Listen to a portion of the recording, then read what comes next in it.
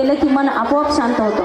ढोल ताशांच्या तालावर भक्तिभावाने सादर होणारा हा नृत्याविष्कार यामध्ये भक्ती, शक्ती आणि संस्कृती यांचा त्रिवेणी संगम दिसून येतो.